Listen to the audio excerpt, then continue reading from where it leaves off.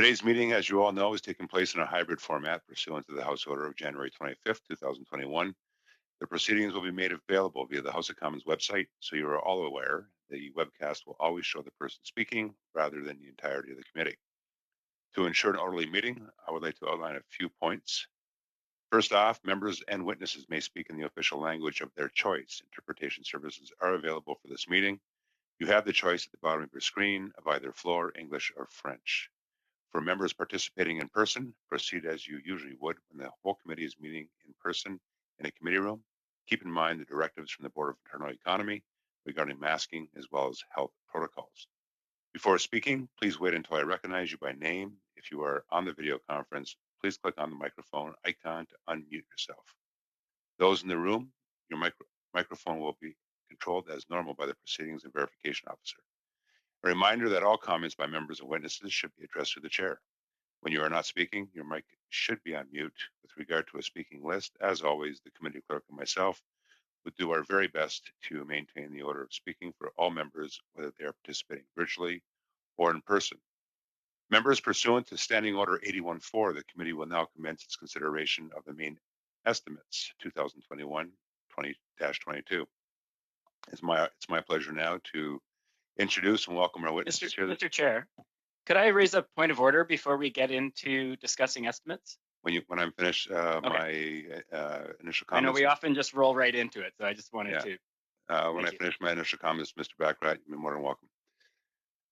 Once again, I'd like to welcome as well as introduce our witnesses. First off, we have appearing from 3:30 to 4:30, the Honorable Omar Alghabra. Omar is the Minister of Transport, and once again, he'll be meeting from 3:30 to 4:30, followed by members of his team, Department of Transport. We have Michael Keenan, the Deputy Minister, Craig Hutton, the Director General, Strategic Policy. We have Anurdra Marasetti, Assistant Deputy Minister, Programs. Kevin Brousseau, the Assistant Deputy Minister, Safety and Security. Ryan Pilgrim, the Chief Financial Officer and Assistant Deputy Minister, Corporate Services. And Michael DeJong, Director General, Rail Safety. With that, and before I go to the witnesses, I will ask Mr. Baccarat to raise his point of order. Thank you, Mr. Chair, and my apologies for the interruption. It's wonderful to see the minister at our committee, as always, but I must say that I'm a little bit confused about the process. This committee passed a motion calling to invite the minister and the Auditor General to appear at committee for 1 hour each on the topic of rail safety before March 25th.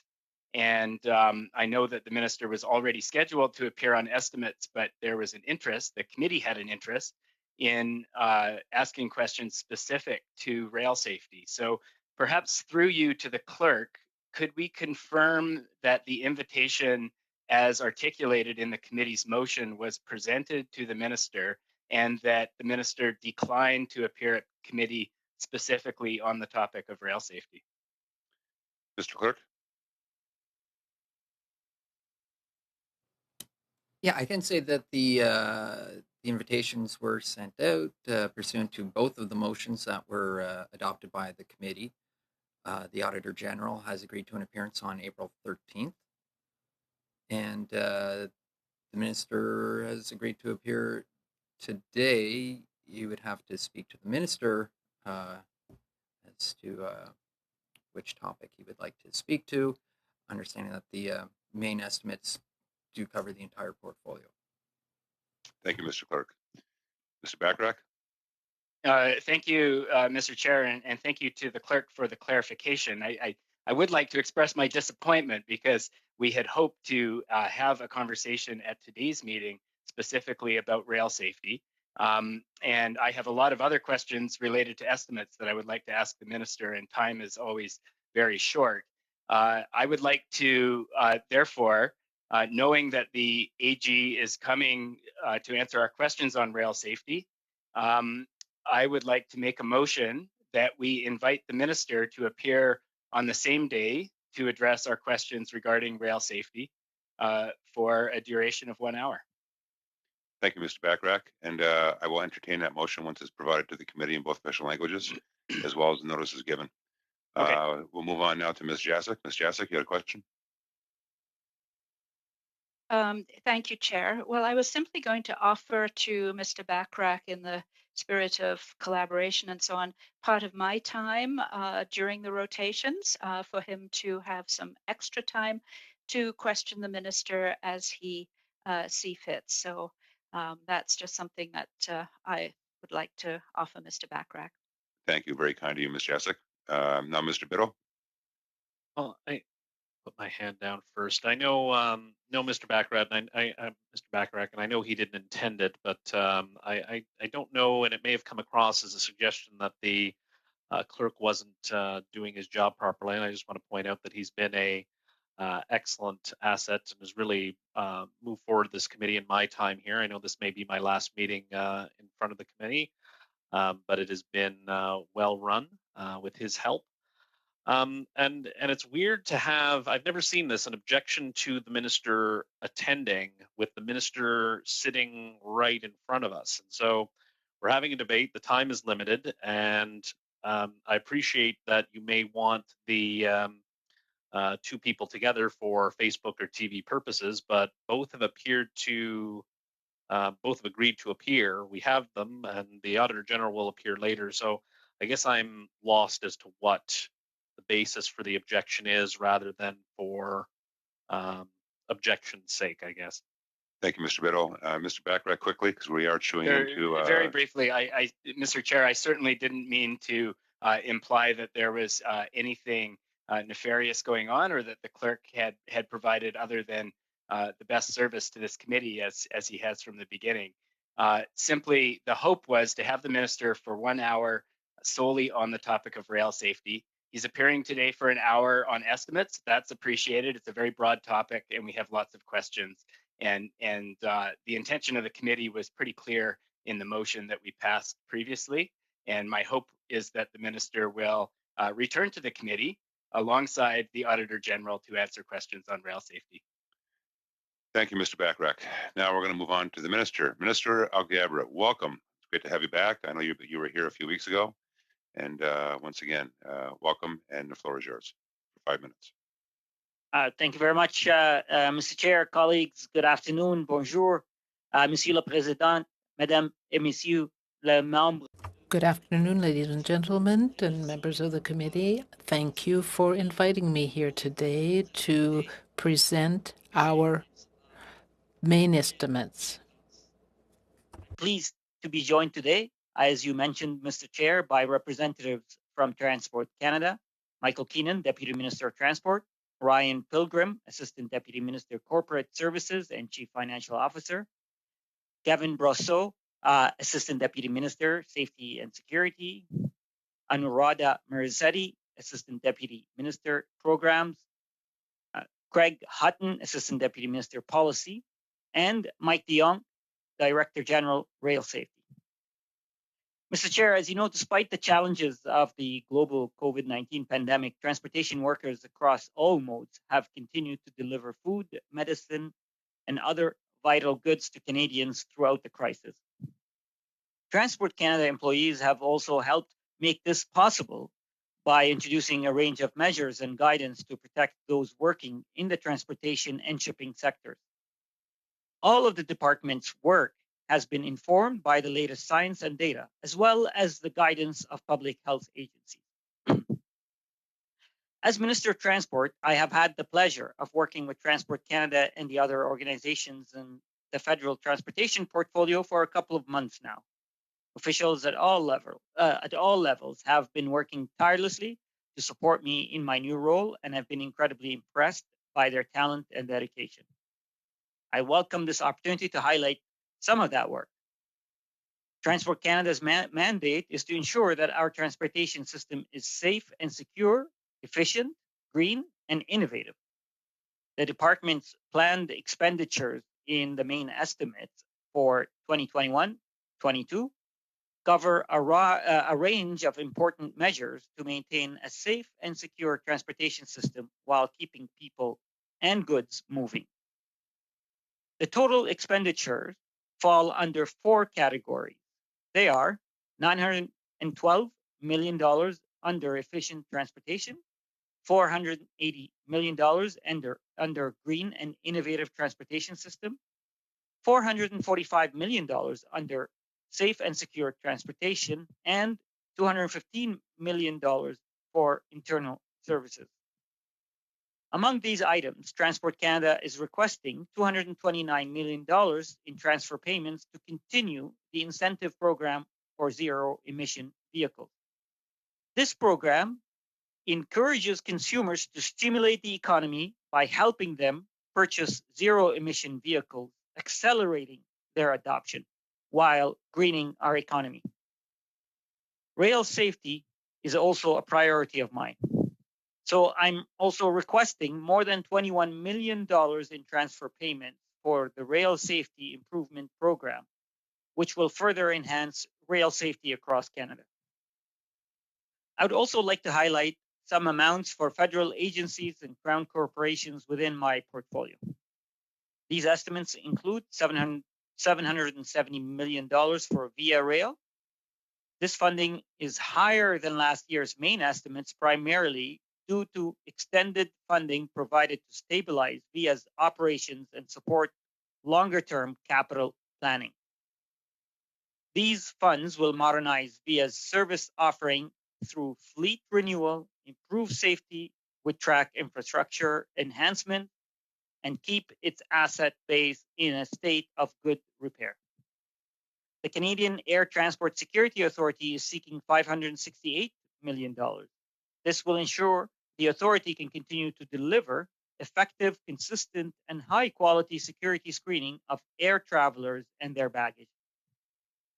Marine Atlantic Inc. is seeking $150 million to support its year-round, constitutionally mandated ferry and seasonal ferry service.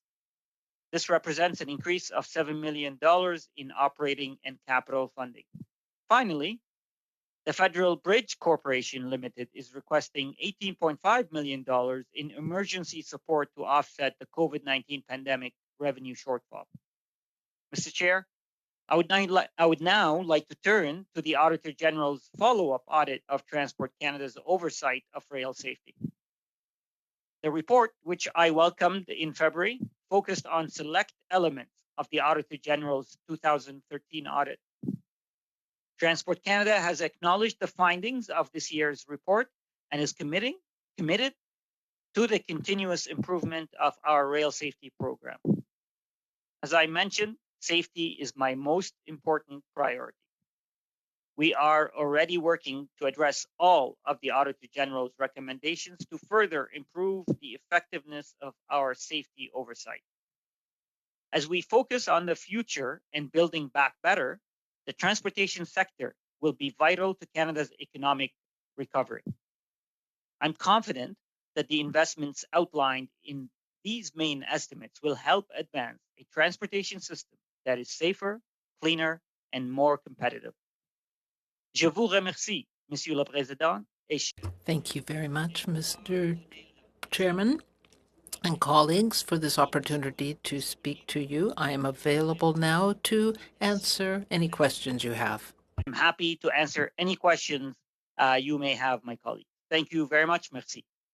Thank you, Minister Alghabra. We're now going to move to our first round of questions. We're going to start off with the Conservatives with Ms. Cusi for 6 minutes, followed by Ms.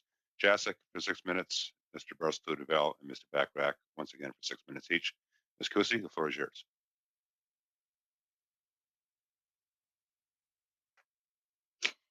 Yes, good afternoon, Minister. Thank you so much for joining us here again today. Yesterday, unfortunately, was an anniversary and not a good one. It was a year ago yesterday, on March 4th, 2020, that your former colleague, the finance minister at that time, Bill Morneau, told the House of Commons that they will work with the various sectors to ensure that they have access to the funds needed during this crisis. That will certainly be the case for the aerospace industry. It's now 1 year later, Minister, and now our pilots, our flight attendants, and all other aviation workers are still waiting. So, Minister, I've asked you this many times before. I'm asking you again today. How much longer do these suffering workers need to wait before we see support for the sector? Mr. Alghabra. Thank you, Mr. Chair. And let me go over what our government has done since the beginning of the pandemic. We made a decision from the beginning to roll out direct support to Canadians and broad-based programs that offer support to Canadians, from emergency wage subsidies to SERB, to, by the way, support for small business, to also support for highly affected large businesses. And those programs worked and helped many Canadians.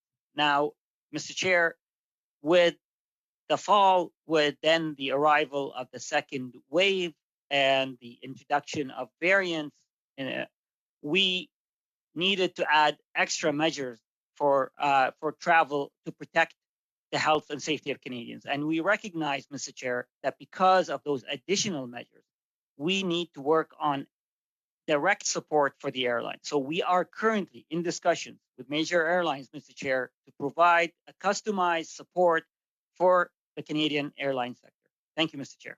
Ms. Gosi. Well, thank you, Minister, for that response, and thank you, Chair. Well, I think it's very unfortunate, and I believe the stakeholders that I've talked to in the airline sector would agree that their sector and beyond their sector has been used as a scapegoat and as a punching bag for your government's inability to manage this pandemic. Speaking of stakeholders, this is a quote from last month from the CEO of WestJet. During the course of the decision of the government not to provide funding for ourselves or Air Canada, we've lost 23% of market share to international carriers. And I think that is disgraceful. So I am not alone, Minister, in feeling it is disgraceful how this entire sector has been treated. So my question is, many countries provided sector-specific aid to their airline sectors in May and June of last year, almost a year ago, Minister. Why is Canada at least 9 months behind the rest of the world in supporting our aviation sector? Mr. Algebra. Mr. Chair, my colleague is correct. Other countries have made different decisions at different times. We, as a government of Canada, made a decision to offer immediate support for Canadians, for workers, for small business, for large businesses that were hard hit. And now I recognize the additional level of anxiety that workers in the aviation sector. We are working, Mr. Chair, on settling or reaching a customized package for the airline sector. And let me say, Mr. Chair, to the workers of the aviation sector that I hear them and I know about their anxiety, and we're working with my colleagues at the Department of Finance, at the Department of Industry, to make sure that we have, and other stakeholders, to find a resolution to this package. Hopefully it will be coming soon, Mr. Chair. But let me just say this. The Conservatives can't have it both ways. They can't say they are against big government programs, and then they say, oh, we want this government program. They can't say, oh, the government is spending too much money. Then they turn around and say, the government should spend more money. Let me say to the workers of the aviation sector, it is the Liberal government that's going to provide support, that has been already providing support and will continue to provide support. The Conservatives are the one who are playing political games with it. Thank you. Ms. Gosi. Well, thank you, Minister, and thank you, Chair. They've been waiting for a year now, Minister. Unfortunately, this is not the only area in which your government is failing. Labor negotiations at the Port of Montreal are ongoing, and many fear a strike is imminent. Industry is having to divert shipments as well as face delays. What are you doing to ensure the port remains operational and that these goods make their way to Canadian markets? Minister. Thank you, Mr. Chair. And I agree with my colleague about the importance that the Port of Montreal plays, the role that it plays for our economy, for Canadians. And we are concerned about this ongoing uncertainty that exists with labor negotiations.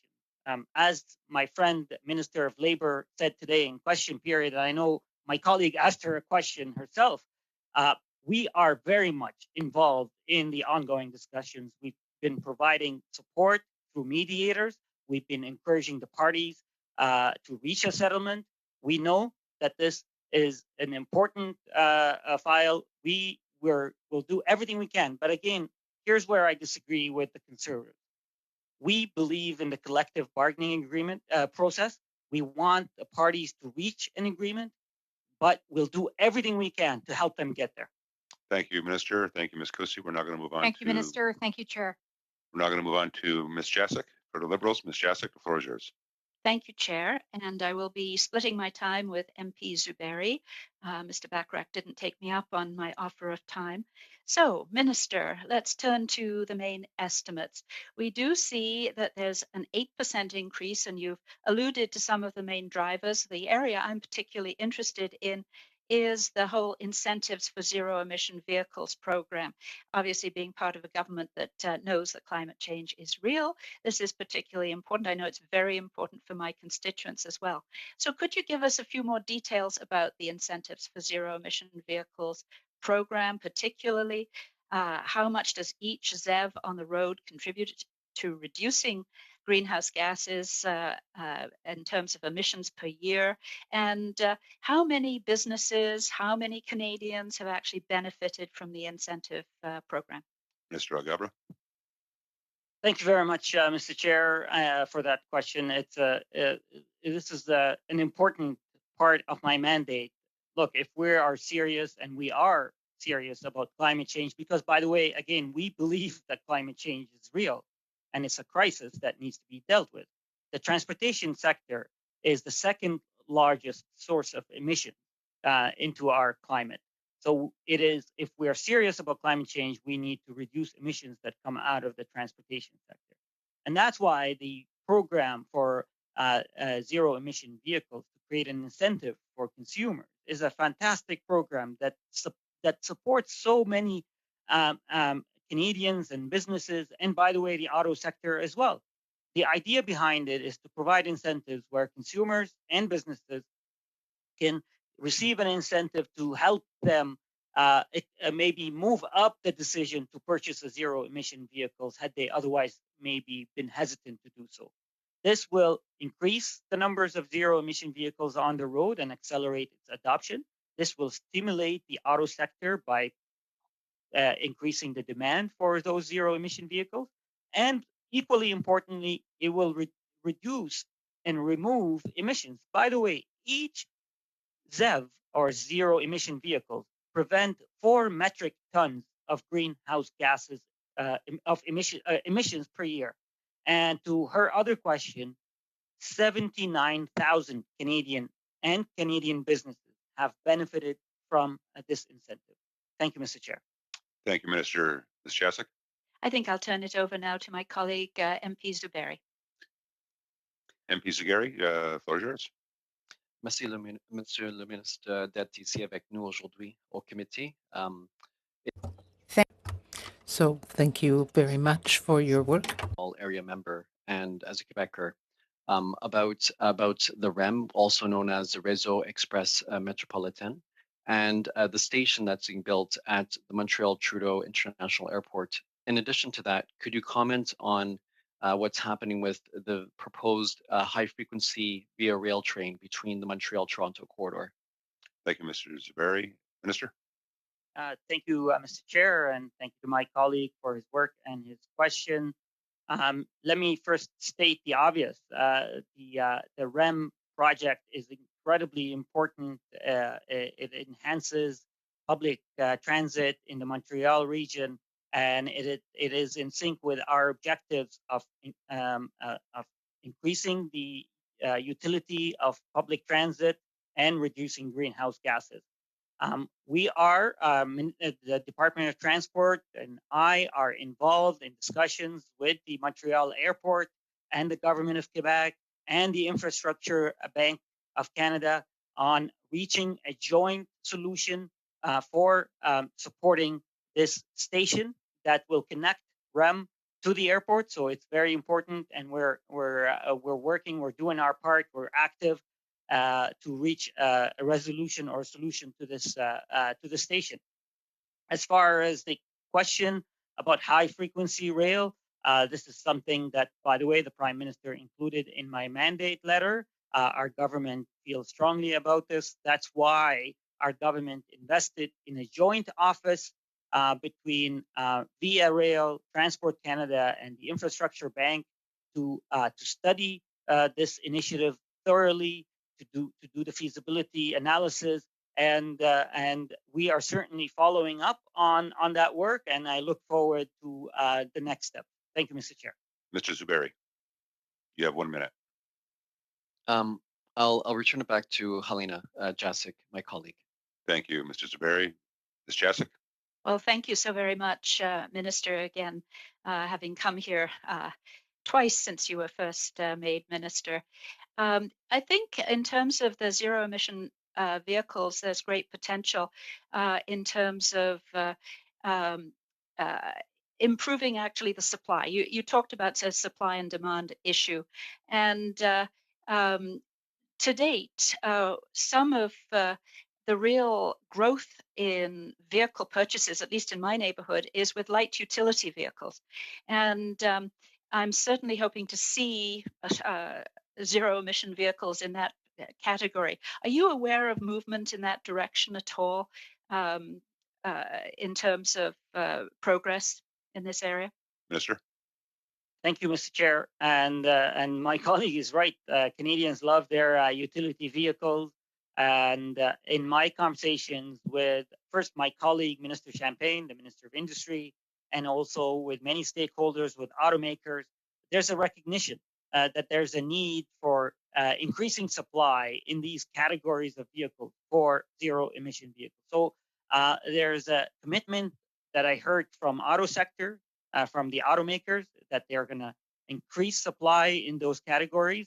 And we look forward to working with them on finding ways to, again, enhance and increase the adoption of these vehicles when they come out among consumers and businesses.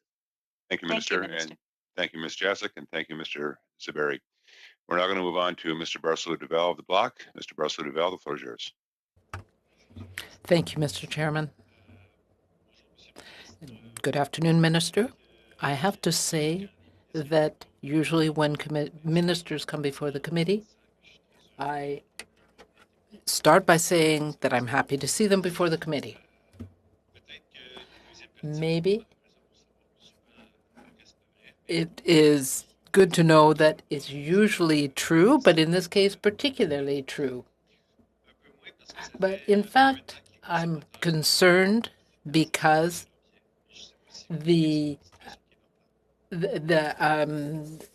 I'm concerned that you still don't necessarily have all the work done that you've said you were going to do.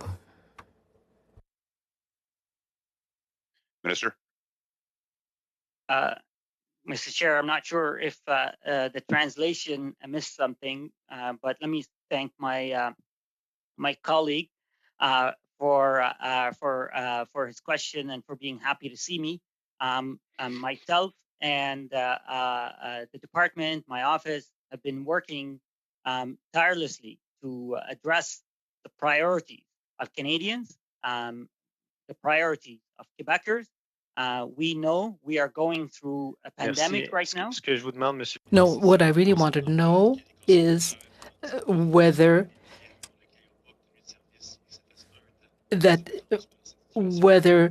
for a year now the Conservatives have been calling on you for certain actions and you haven't really done anything about those things.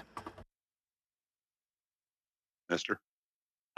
Mr. Chair, if my colleague is asking about support for the aviation sector, let me take this opportunity to talk about the support that the aviation sector has received so far from our government.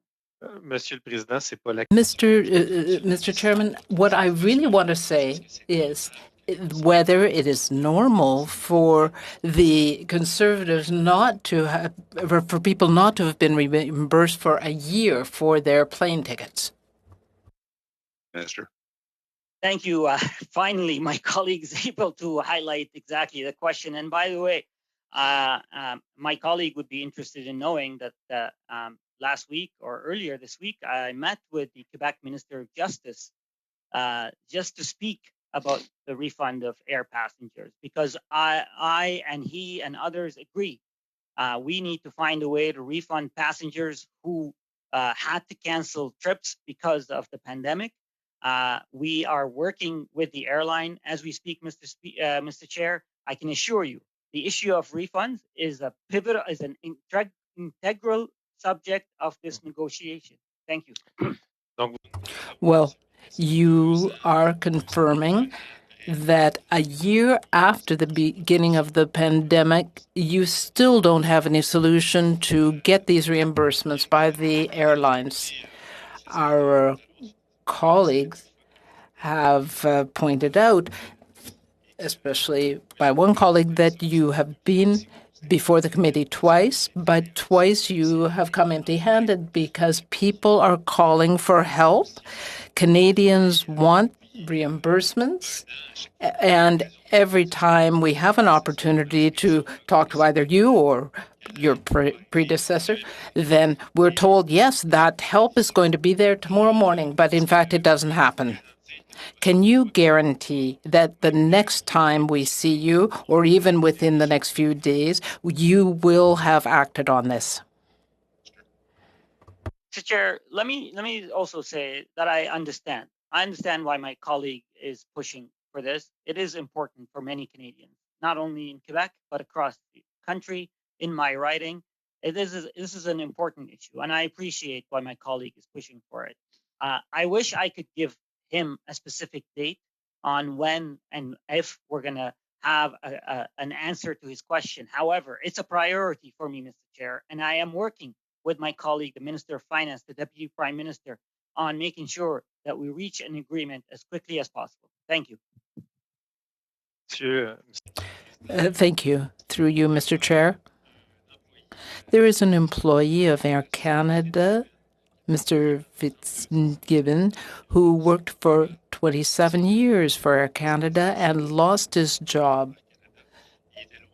He was far from being the lowest on the seniority list. It seems that he was let go anyway. So I wonder if you intend to call Air Canada on the carpet to make sure that they don't lay people off with disabilities. Mr. Chair, again, thank my colleague for this question, and I'm very much aware of the challenges and difficulties that many workers in the aviation sector have been facing over the last few months. There's been a significant number of layoffs that break my heart, and it is the driver behind the defensive. I'm talking about this particular person, Mr. Fitzgibbon. My colleague knows that I can't talk about individual cases, and I'm happy, by the way, if he wants to talk to me about individual case, to look at the case behind after the call, but I can't publicly speak about individual cases for privacy concern. Having said that, let me speak in general. It is very important. Can you just make a commitment to look into this issue? And thank you, Minister. The time's up. I do apologize. I have to move on to the next speaker. Mr. Bachrach, you have the floor for 6 minutes. Thank you, Mr. Chair, and thank you to the Minister for being here today. I wanted to start by asking you the question that's the subject of the motion I hope to pose later, which is, would you be willing to visit this committee on April 13th alongside the Auditor General to talk with us at more length about the specific topic of rail safety? Mr. Thank you, Mr. Chair, and to you and my colleagues. Having been a member of Parliament for many years, I respect the work very much of the committee. The committee gets to decide on what motions to pass. I hope I've already demonstrated my desire to come back to see the committee members. I've only been in the month for just over 2 months, on the job just for over 2 months, and I'm back here for the second time. I don't know if I can commit to a specific date, but I'm certainly happy to entertain any invitation by the committee. Thank you, Minister. Mr. Bachrach. Well, Minister, rail safety is something that is on the minds of people in Northwest BC these days, given the already increase in dangerous goods being transported along the rail line between Prince George and Prince Rupert. There are also several terminal projects that, if completed, would increase the number of cars of dangerous goods through the corridor by over 100 cars per day. So people are very concerned They're also concerned hearing about the Environment Commissioner's report, hearing about the Auditor General's report, and seeing a number of derailments along the rail corridor. And so a number of local governments have written to you on this topic, and other organizations. Those include the Regional District of Bulkley-Nechako, the North Coast Regional District, the Town of Smithers, the District of Houston, the Village of Burns Lake, and most recently, the Northwest Regional Hospital District. These folks are asking for you to conduct a regional risk assessment under the powers given to you by the Railway Safety Act. They want to know about the accident frequency and the responses since the year 2000. They want to know about evacuation plans for emergency response services and businesses and the public within dangerous goods evacuation zones. They want to know about the response times. They want to know about what role local fire departments will be asked to play. There are so many unanswered questions. Now, the Railway Safety Act, as I mentioned, gives you specific powers to conduct an inquiry into public interest matters related to rail safety. Given all of these factors, given the derailments, given the Auditor General's report, given the massive increase in dangerous goods being transported through our region, are you willing as minister to initiate and conduct one of these assessments? Mr. Algebra. Thank you, Mr. Chair. And let me repeat what I said in my opening remarks. Rail safety is a top priority of mine. And by the way, the Auditor General's report did clearly say that Transport Canada has made meaningful and important improvements on rail safety on follow-up of the 2013 audit. Now, I understand there are further work that needs to be done, and we are committed to doing that work. But let me just say some of the things that we've done over the last few years. You know, we've adjusted our inspection system to risk-based inspection. So we, instead of a transactional inspection, to risk-based. 35,000 safety oversight activities are happening every year. We've increased the number of personnel inspectors by almost 50%. We've increased the number of inspections. We've added new regulations for fatigue. We've added new regulations for speed control. We've added new regulation for hazardous material that are being transported by train. So we've made significant improvement, including emergency braking, by the way, Mr. Chair. So we've made significant improvements. Now, accept the fact that this is an ongoing work. There's still more that needs to be done. And let me commit to you and to my colleagues on this committee that we are committed and that we are determined on doing everything we can to maintain rail safety. Thank you, Minister. Mr. Bachrach.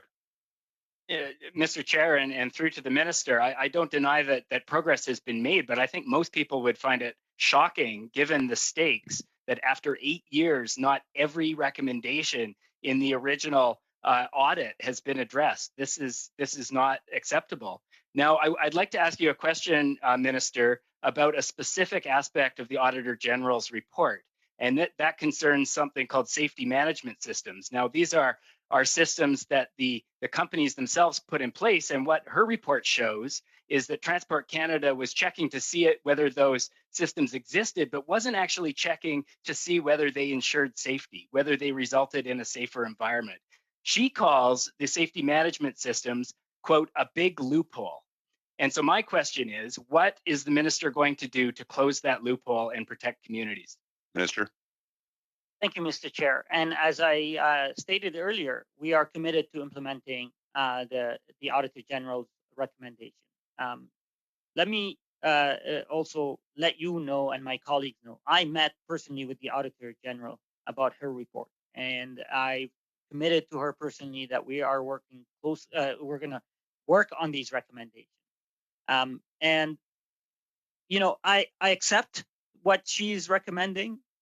I've asked my department to see if there are other jurisdictions that are doing these extra measures that the Auditor General is doing, and we couldn't find any jurisdictions that we could learn from. That does not mean that Canada cannot be the first in the world to do this.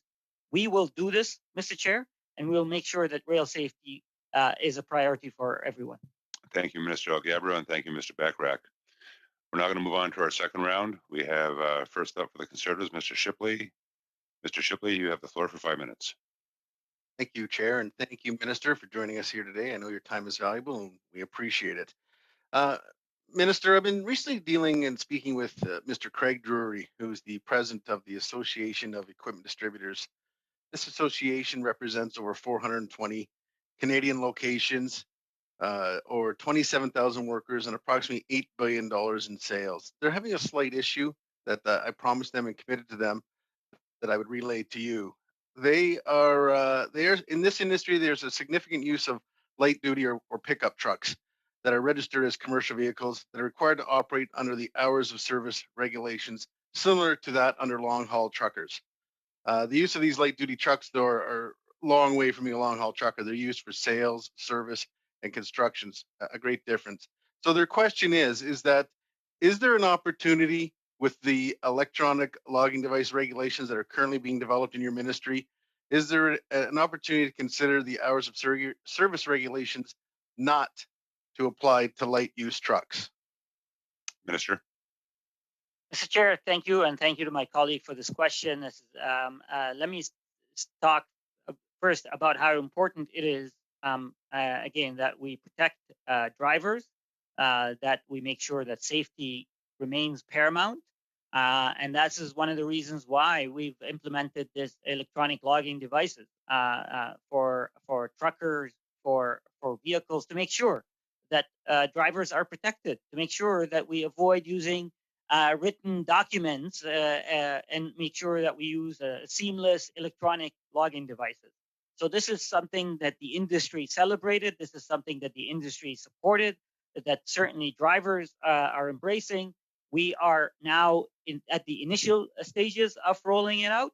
My colleague, Mr. Shipley, is asking a very specific question. I'm happy to receive his correspondence from him or from the company he's speaking about, to look at it, but I just want to remind him and everybody else that safety will always remain a priority for us.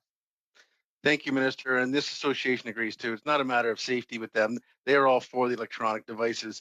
It's more just a matter of they've been lumped into something that they don't really fall into category. But I will follow up with you with some written advice or a written question in regards to also from Mr. Drury, and I'd appreciate a response to that. And so would his association. I'd like to move on now to the cruise ship industry.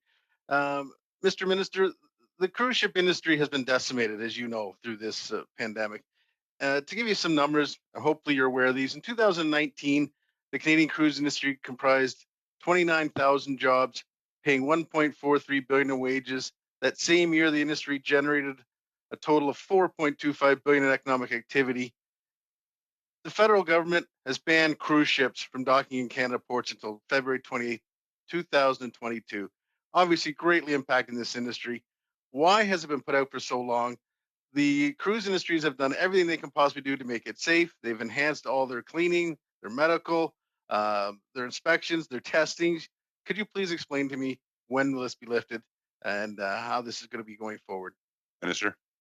Thank you, Mr. Chair. And again, thank you to my colleague for this important question. I am quite aware that several communities benefit greatly from the business of cruise ships. And, you know, when we made this decision, it was not an easy decision, but it's consistent with all of our decisions from day one, Mr. Chair. We have told, as a government, we've told Canadians that we will do whatever it takes to protect Canadians. We are in the middle of a pandemic. My colleague may recall what happened on cruise ships last year at the beginning of the pandemic and how difficult it was, how easy it was to transmit this COVID. But I know, by the way, I know the industry knows this. I know, and they're doing their best to protect future passengers.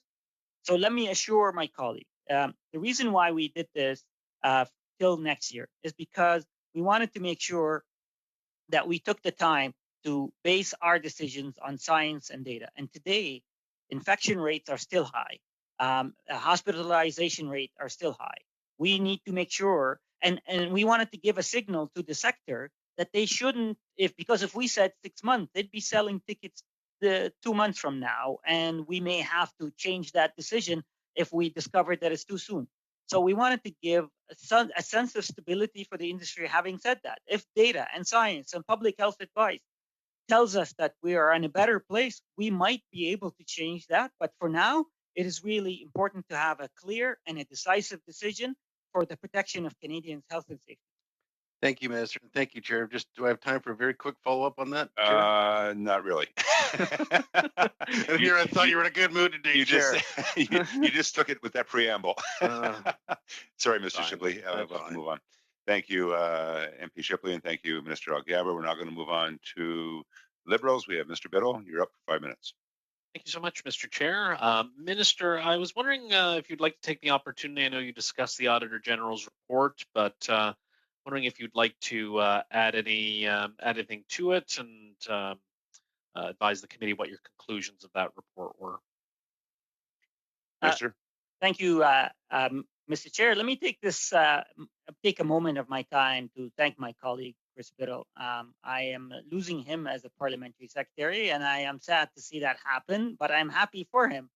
He's moving on to the Ministry of Environment and Climate Change. Minister Wilkinson has just gained a new and an incredible parliamentary secretary. I have to say, I've also gained a nice and an incredible parliamentary secretary. But I'm sad to see Mr. Biddle move on, but I'm happy for him. Look, the Auditor General's report was very important. And let me just take a moment as well to talk about the importance of the role that the Auditor General play in our society, in our governance, and in our system of governance. It is important to have watchdogs who constantly assess and reevaluate the progress and performance of governments and other agencies. And I have a huge amount of respect for the Auditor General and her team. We accept the findings of the Auditor General. She and her team have done a good, thorough job, and she acknowledged in her report that significant improvements have already occurred, and she offered 6 recommendations. Those recommendations are important. We are committed to implementing them as stated in the report. Thank you, Mr. Chair. Mr. Biddle. Minister, is the railway system in Canada safe? Minister. Yes, Mr. Chair. By the way, the railway system in Canada is the longest in the world. It carries the 5th volume in the world. Especially during this year, the traffic and the volume that the railway system has been carrying because of COVID and the adjustments in our economy, they've seen significant increase in the volume. Yet we've seen railway workers, railway companies, shippers all step up and play their role.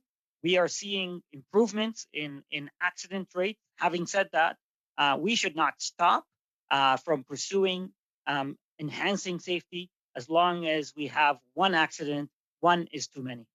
Thank you, Minister. Mr. Biddle. Minister, how does Transport Canada intend to measure effectiveness of Transport Canada's rail safety oversight program? Minister. Mr. Chair, we typically measure safety through the measurements of the transactions or the numbers of accidents that happen per volume. And again, when you compare the number of accidents per volume, you see a decrease. The Auditor General has also made some recommendations about doing another layer of assessment based on risk safety management. So we will be looking at adding other measures and other layers of assessments of our safety.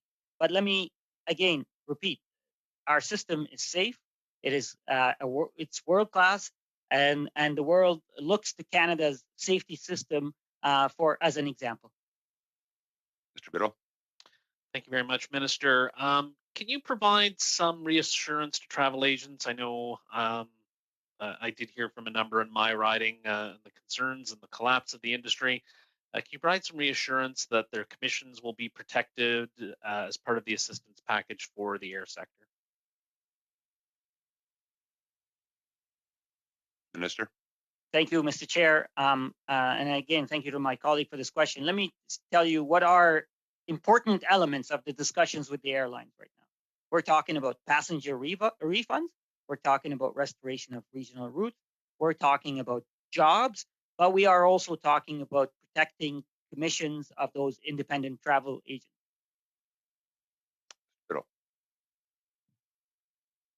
Thank you very much. I probably shouldn't put myself back on mute. I'm losing all of my time. Minister, would you like to comment on the decision by WestJet to resume operation in a number of cities in Atlantic Canada and Quebec? Minister?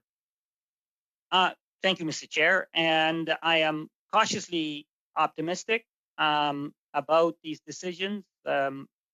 It's really important. Look, we have to maintain vigilance when it comes to travel and when it comes to the number of infections. We are today being told by public health experts that we are probably at the beginning of a third wave, especially with the introduction of variants.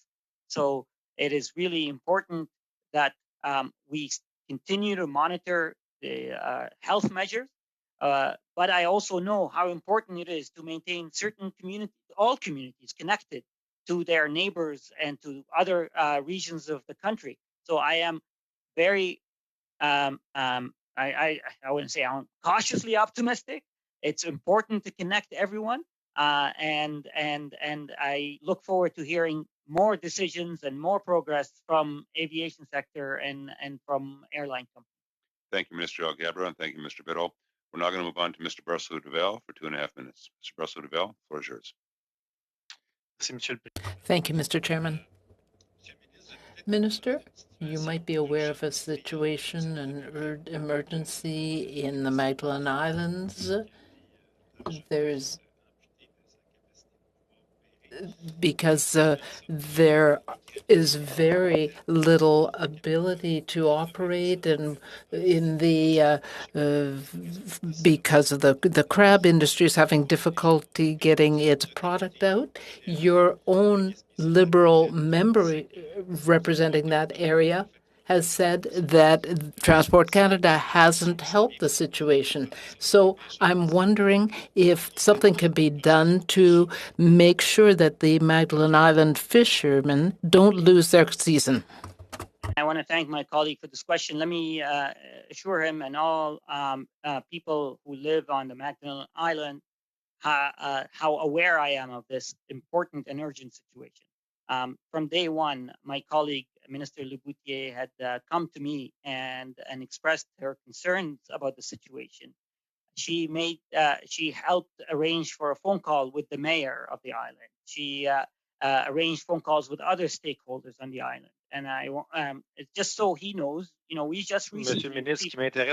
I'm sorry, but I'm not talking about what she has done. What are you going to do about the problem? Okay. So, Mr. Chair, so he knows, my colleague knows, and others know as well. We received a report that's told us that the safety of the wharf has deteriorated and is at risk. The integrity of the wharf has deteriorated and the safety is at risk. We have to act. Now, having said that, we are working currently as Ministry of Transport with the Ministry of Oceans, Fisheries and Oceans, with local stakeholders on making sure that we have minimal impact on fishers, on local residents, to do our best to protect for safety, but also to make sure that people are affected as little as possible. So it seems like you don't have any solution yet, but you are looking into the issue. It's an emergency situation, as you can understand. One last question. We've got Air Transat, and that transaction to sell has been approved, but it seems that there might be some interest there other than Air Canada. Are you concerned that maybe the right decision wasn't made? Minister? Mr. Chair, thank you for the question. When I made the decision for the merger between Air Canada and Air Transat, I first had to make a decision on the file that is before me, on the acquisition that was before me.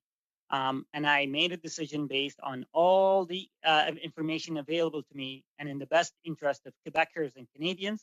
I understand, I cannot tell what the future is going to hold, but I feel confident that we as a government made the best decision for air transit workers, for passengers in Quebec and across the country. Thank you, Minister Algebra, and thank you, Mr. Barcelona-Duval. We're now going to move over to Mr. Bachrach for 2.5 minutes. Mr. Bachrach, the floor is yours. Thank you, Mr. Chair. Minister, on the topic of support for airlines, we've heard from several of Canada's smaller regional airlines about the challenges they're facing, which in many ways are different than the challenges faced by the big airlines. I'm wondering, understanding that the negotiations are ongoing and there are aspects of that you can't share with us, I wonder if you could share with us in broad terms the kinds of solutions that you're considering in order to support these smaller regional carriers. And in particular, we've heard from carriers such as Air North about the importance of regulatory steps, such as interline agreements with the larger air carriers. Could you tell us if that's something that's being considered? Minister. Thank you, Mr. Chair. Regional airlines are incredibly important because they connect remote communities in some situations where that's the only connection they have to the rest of the country. So that's why our government has actually already provided support to regional and remote airlines. We have a northern airline, including Air North. So we very much believe in the role that these regional small airlines play when they carry passengers to remote and northern areas. We are certainly also talking about support for airports. So we've committed to support for airports, and I know that will also help small airlines.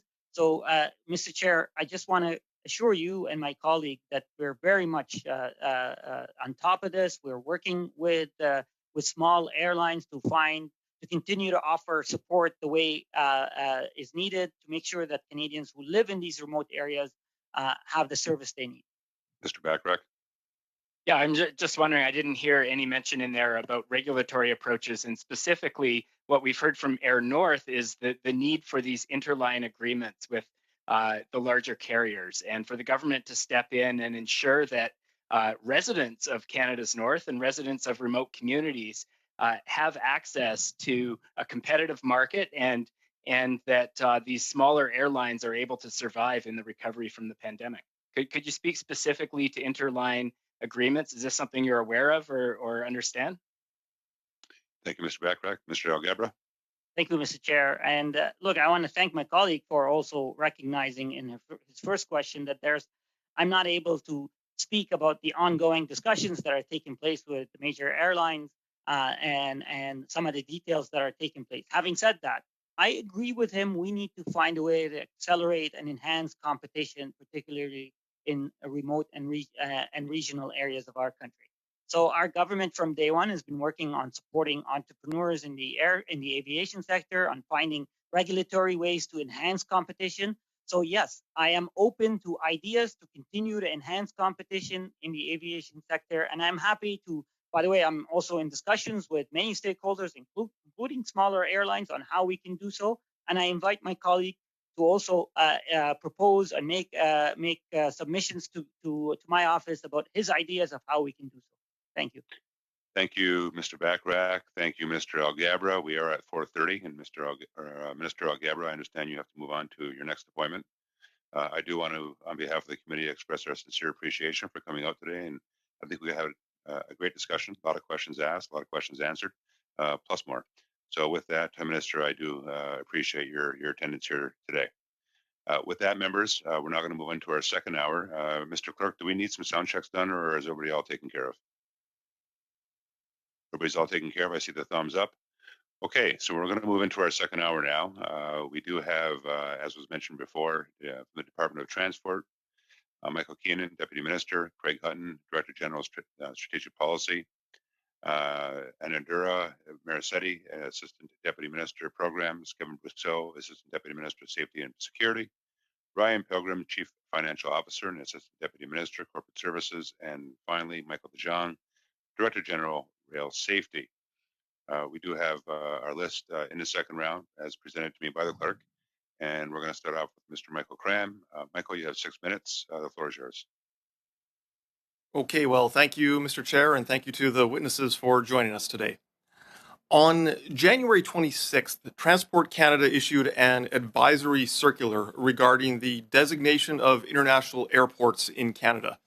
And it came as a surprise to some that the airports in Regina and Saskatoon had lost their international designation. I was wondering if the witnesses could speak to how they came to the decision that the Regina and Saskatoon airports were to lose their international designation. Mr. Keenan, I think you're going to start us off. Sure, but happy to, Mr. Chair. Thank you for the question from the member. It's a good question. I think Transport Canada recognizes that the circular the purpose of the circular was to sort of update information on international airport designations, and I would say we recognize that we caught a few people by surprise, and we're continuing to consult on that. In fact, we're seeking information from any airport or aerodrome regarding their activities aligning to this definition under IATA. And so we anticipate advancing those consultations and issuing a more comprehensive list of airports. It was simply a reflection of the fact we didn't have all of the information, so we're continuing to consult on that. And I believe officials from the department have reached out to partners in the airport sector to highlight the fact that we would welcome information from them to build a more complete and updated list. Graham? And is it typical to change these designations without a consultation process beforehand? Quite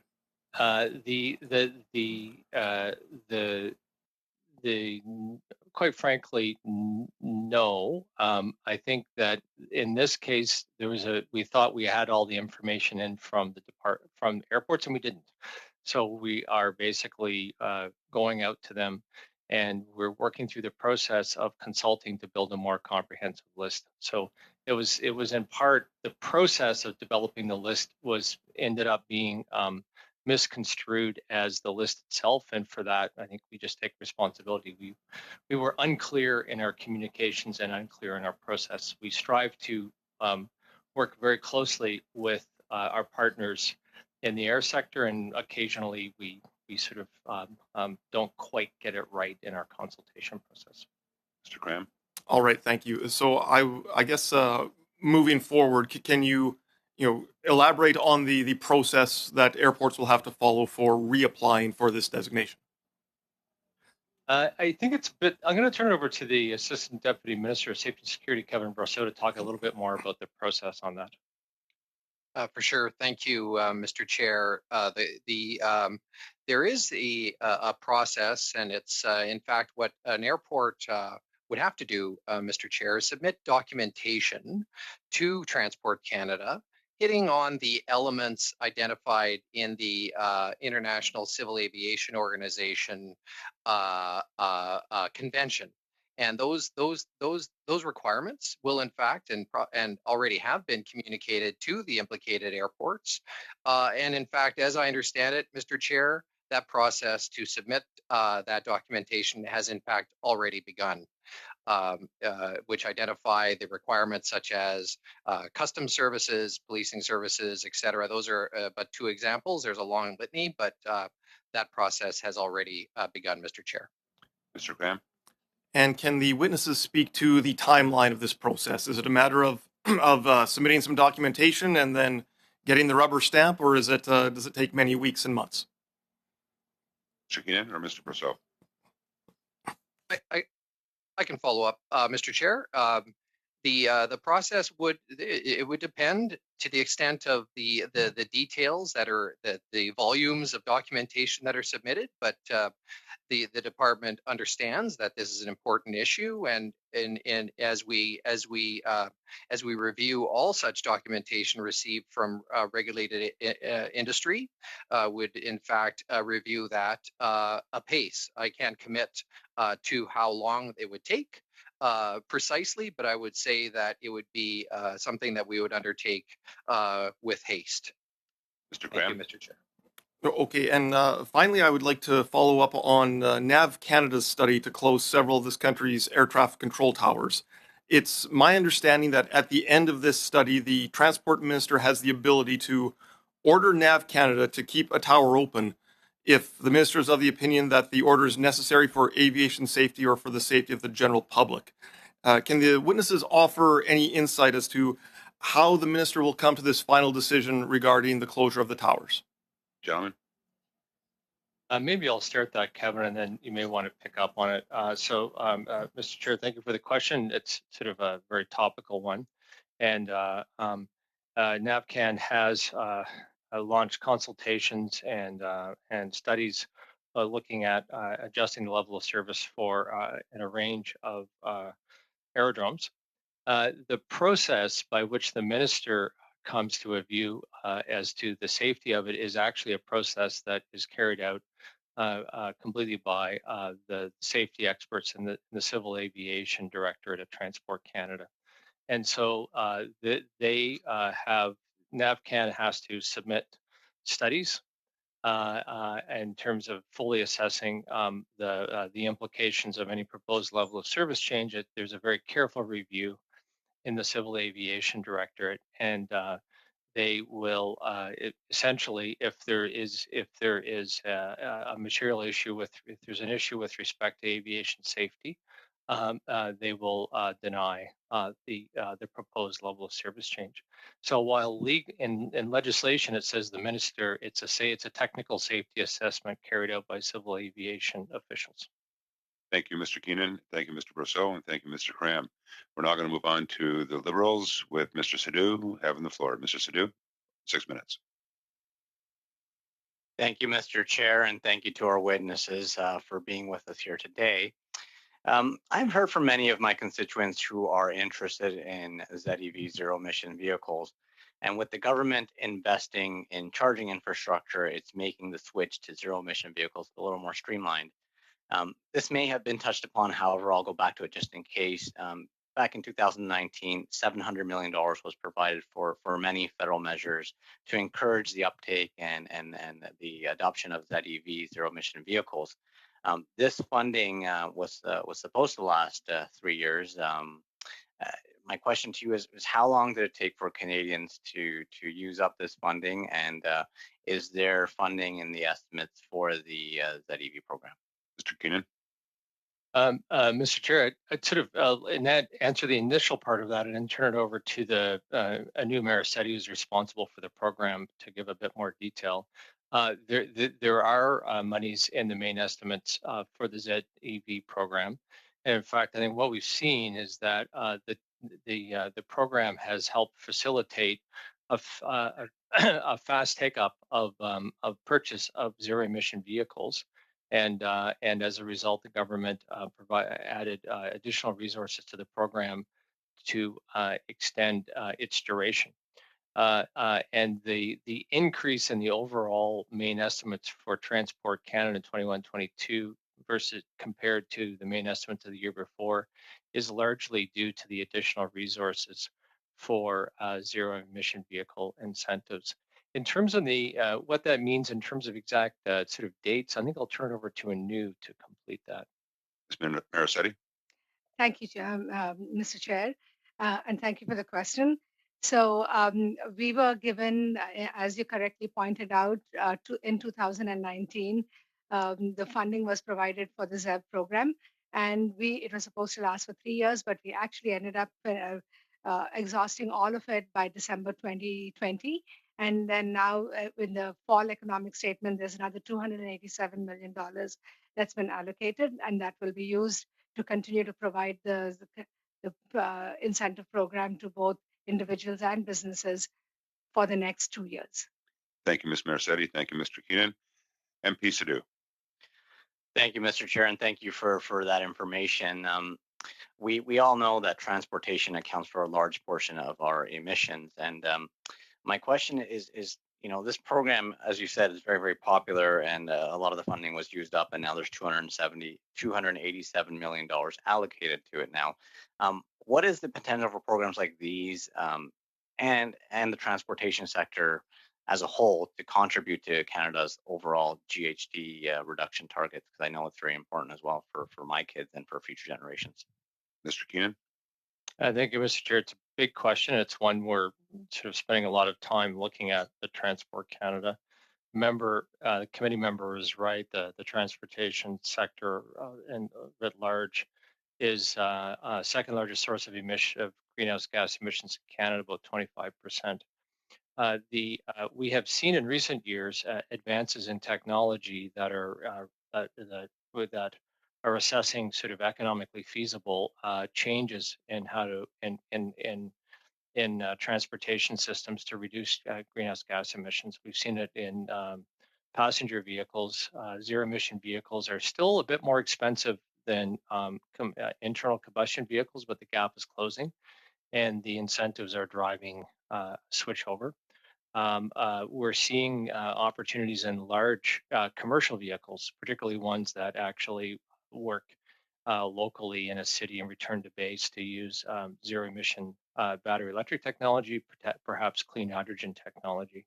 I think the tougher ones are going to be aviation, but now even there are now opportunities that we're seeing opportunities to reduce carbon emissions from aviation that didn't look feasible even a few years ago. So we're quite optimistic of the ability to drive through a series of initiatives, and I think there are some out there on the street already, and there are some where the government is actively considering additional initiatives under the Enhanced Climate Plan to drive a fairly significant transition to lower carbon transportation system in Canada. MP Sidhu? Thank you for that, and thank you, Mr. Chair. I'm happy to hear that there's many initiatives underway. We heard our infrastructure minister talk about the need for lowering emissions in our transit system. So I'm happy to see the announcement from our government for the billions of dollars to help cities and transit authorities switch over to electric vehicles. So that's a very positive sign. I know it was a very good feedback. Ms. Marcetti, is there anything else you want to add in terms of the ZEV program? I have about 30 seconds left. Ms. Marcetti? What I'd like to add, Mr. Chair, is that the program has actually now reached about 3.7 market share in 2020, and that's up from 3% in 2019. So it's continues to show good progress. Thank you. Thank you, Ms. Marcetti, and thank you, MP Sidhu. We're now going to move on to Mr. Barclay-Duval. Mr. Barclay-Duval, you have 6 minutes. Thank you, Mr. Chairman. I might like to take this opportunity to raise the motions that I haven't had a chance to introduce yet and have dealt with.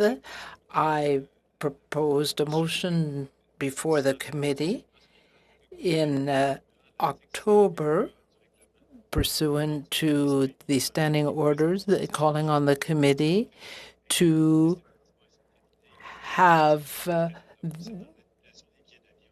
a study about the reimbursements that Canadians are expecting, and I would like to introduce this motion for debate now.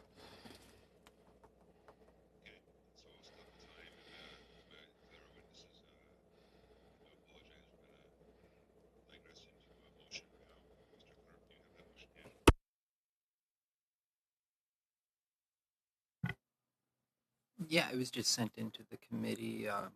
We'll do a quick distribution to everyone. Just one moment. With respect to time, Mr. Clerk, can you read it out?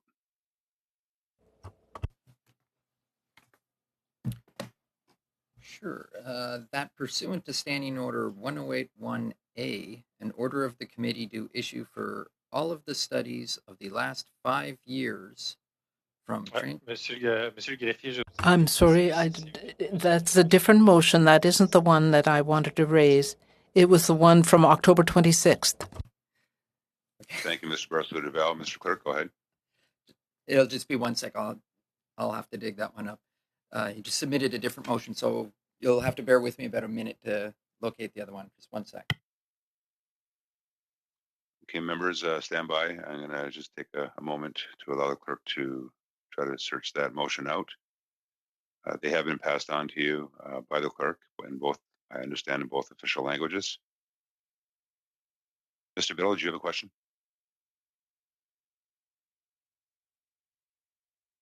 I can wait for the clerk. And, okay, thank you, Mr. Biddle.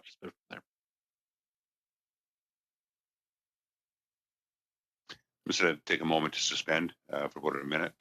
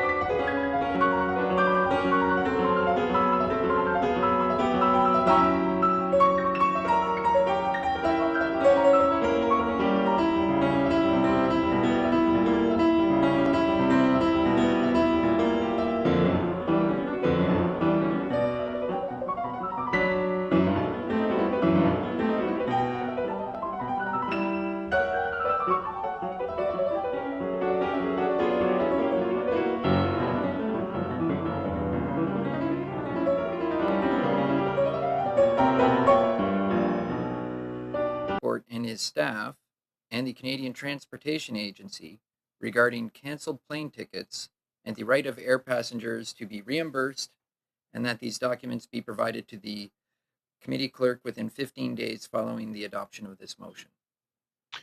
Thank you, Mr. Clerk. It has been so moved by Mr. Barcelona-Duval. It is on the table now. I'm going to ask members of the committee if they have any questions or comments. I see one hand up. Mr. Biddle, you have the floor.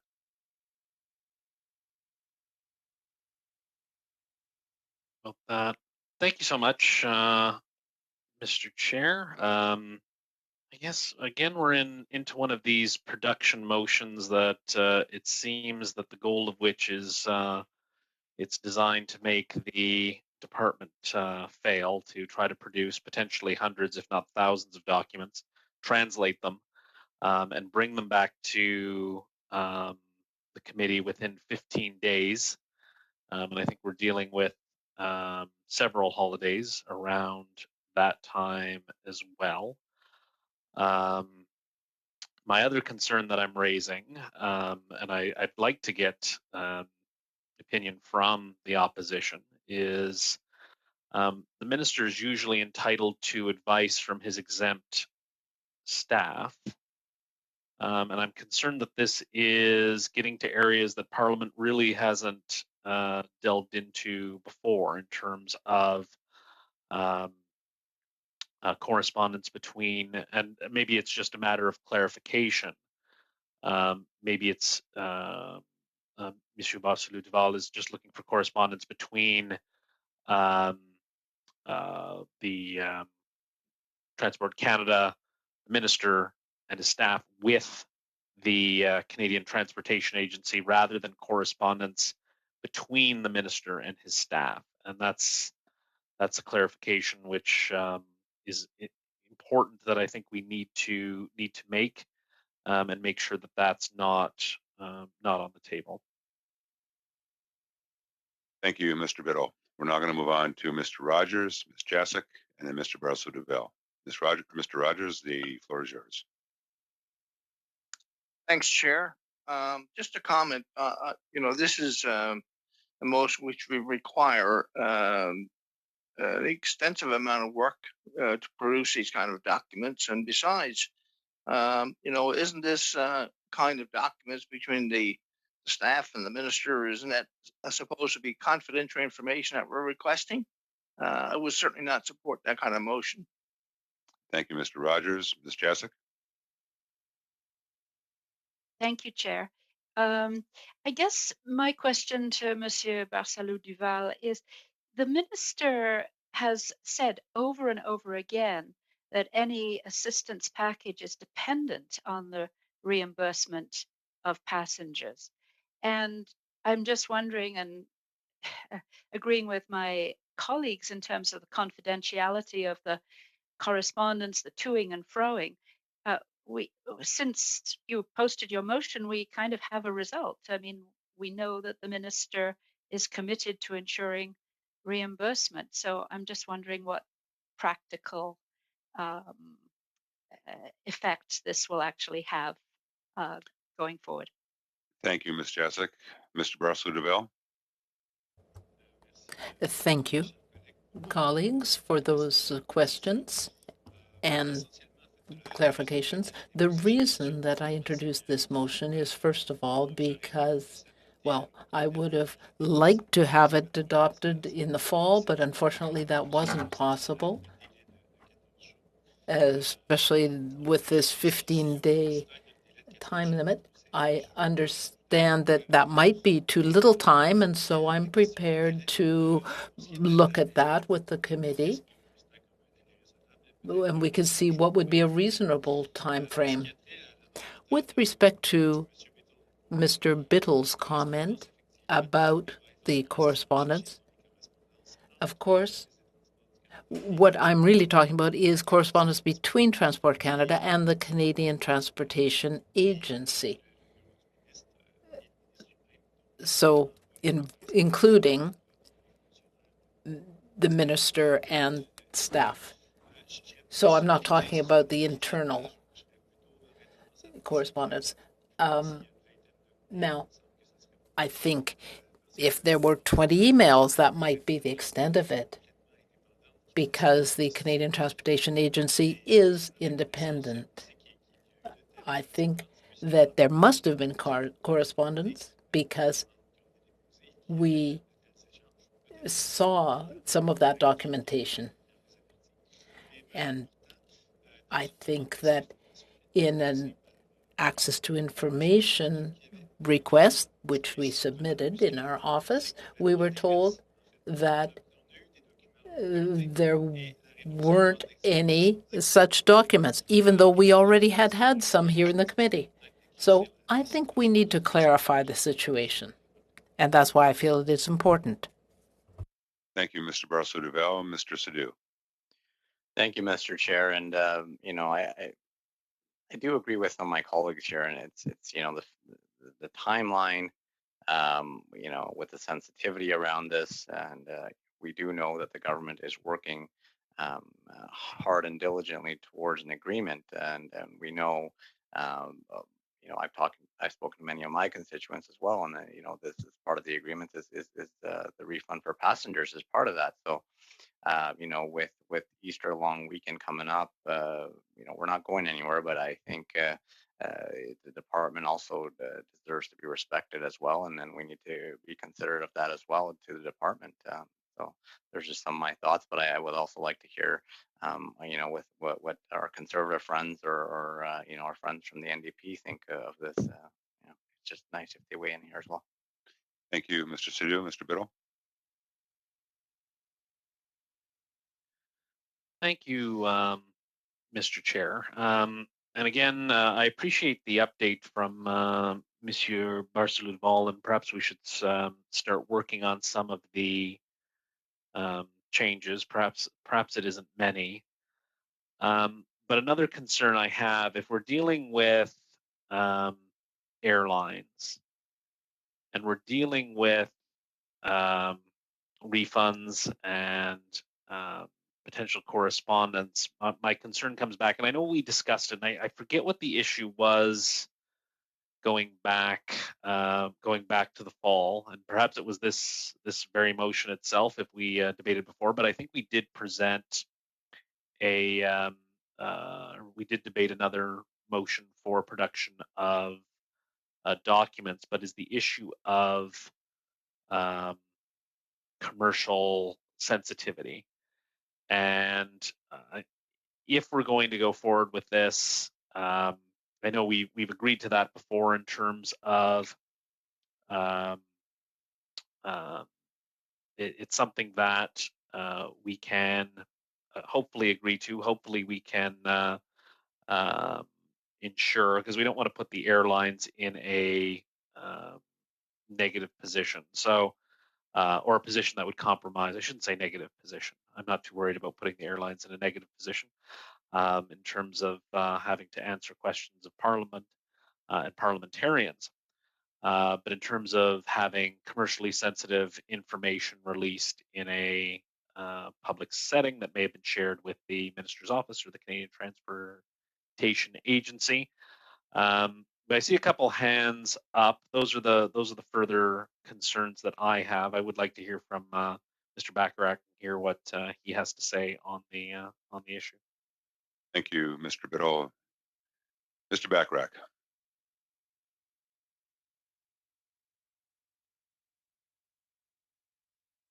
You're on mute, Taylor. That was my best material, Mr. Chair. Thanks to Mr. Biddle for asking what my thoughts are on what I see as being a very reasonable motion. We too would be very interested to see the tone and content of any conversations that took place between the Minister's Office and Transport Canada and the CTA before and after the statement on vouchers.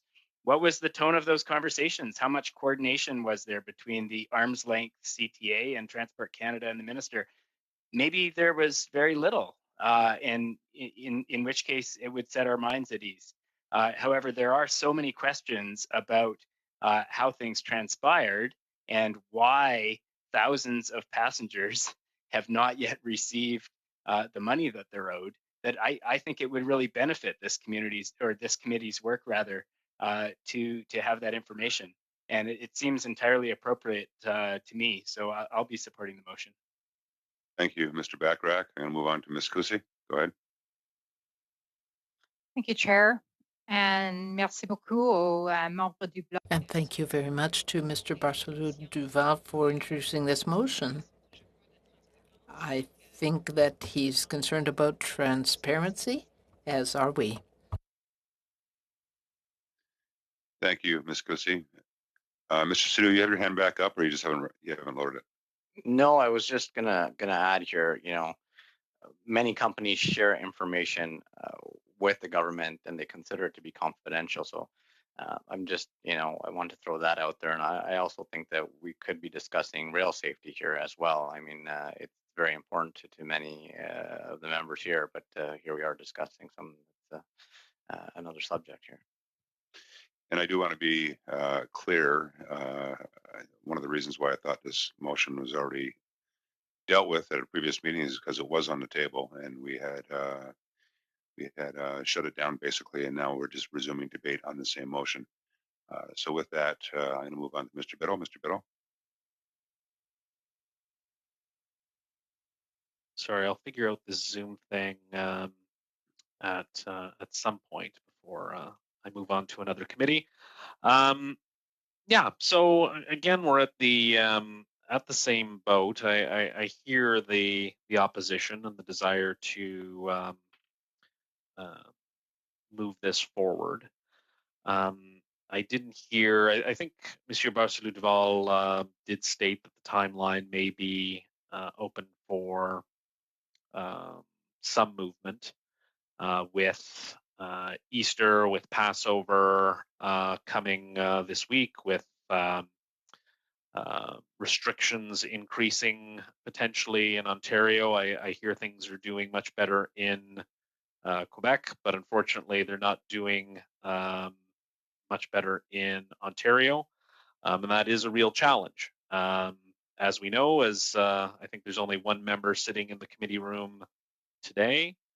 As much as we would like to keep things open and keep our workplaces going, the virus is in charge, and the virus controls these things. So I don't want to put us in a position where, despite the good faith efforts, and I guess I'm a little disappointed because we really could have asked the officials what the people who will be in charge of this process are sitting here with their cameras off, waiting to carry on and talk to us about fundamental issues of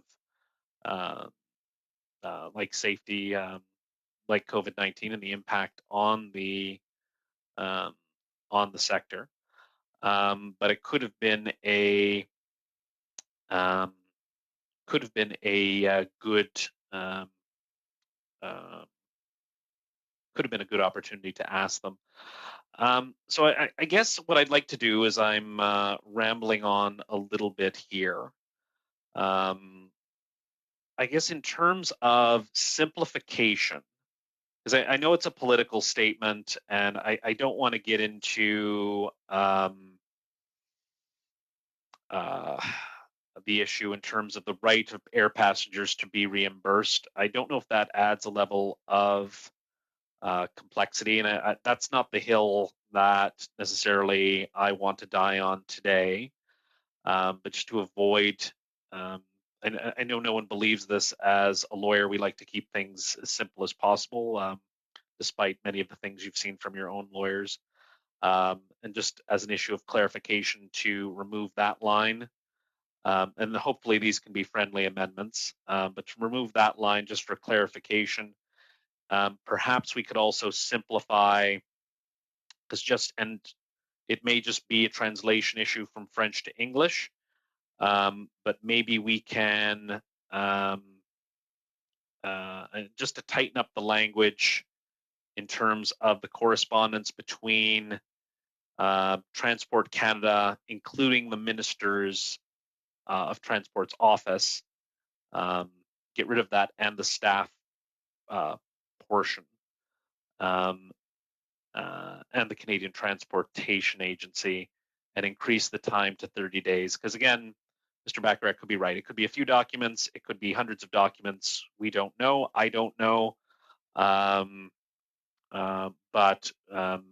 given COVID-19, given the inability to necessarily freely go into the office and the right of parliamentarians to have documents in both official languages, those are my thoughts for clarification purposes, and we would be fine to move forward on that. So with that said, MP Biddle, are you making that as an amendment? I didn't do it. I didn't put anything very specific in there, so my apologies to the clerk. I don't know if that can be, if he can piece together an amendment from my ramblings.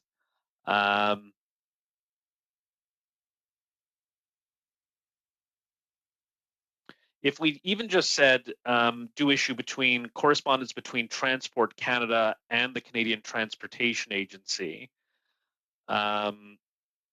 Again, this is just for clarification, not to try to avoid the Minister's Office from having to comply with this, but Minister's Office is part of Transport Canada, just to clarify that line, because that's the line that worries me. So that pursuant to Standing Order 108, 1 sub A, an order of the committee do issue for correspondence between Transport Canada and the Canadian Transportation Agency regarding canceled plane tickets, and that these documents be provided to the committee clerk within 30 days of the adoption of this motion. Thank you, Mr. Biddle. So I'm going to take that as an amendment. So I'm going to be asking members for discussion on the amendment. Mr. Clerk, you're clear with the amendment? Thank you. With that, are there questions or comments to the amendment? Mr. Barrasso-Duval? Thank you, Mr. Chairman.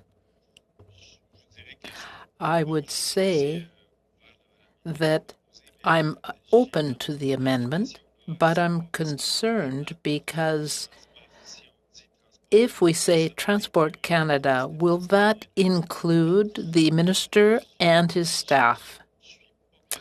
I'm not convinced that the minister's staff, minister's office is considered part of Transport Canada, but the rest of it is fine with me. Thank you, Mr. Barrasso-Duval. I'm going to go back to Mr. Biddle, but before I do, Mr. Rogers, did you have a question? I seen your hand go up and down.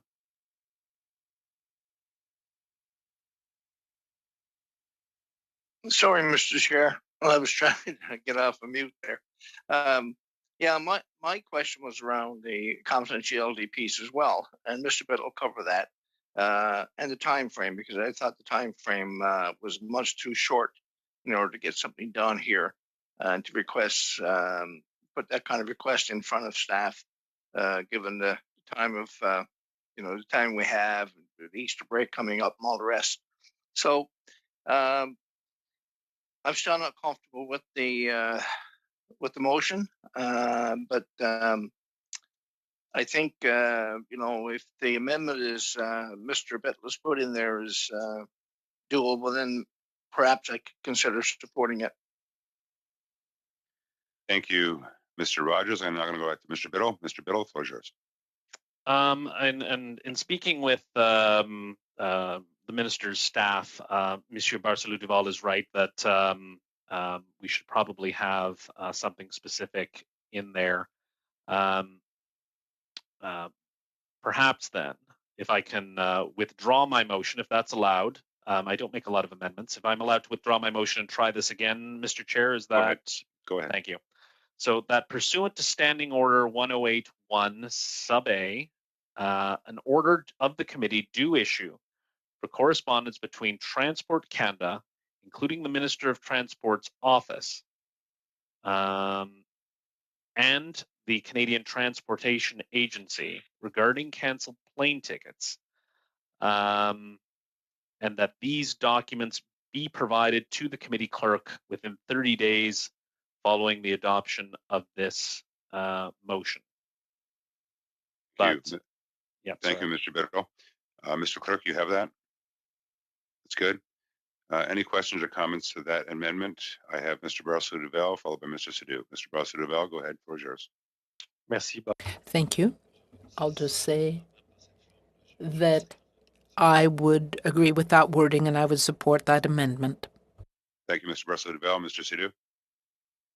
Yes, no, definitely. My colleagues make a great point. The timeline, 30 days, would be, I think, helpful to so many in the department.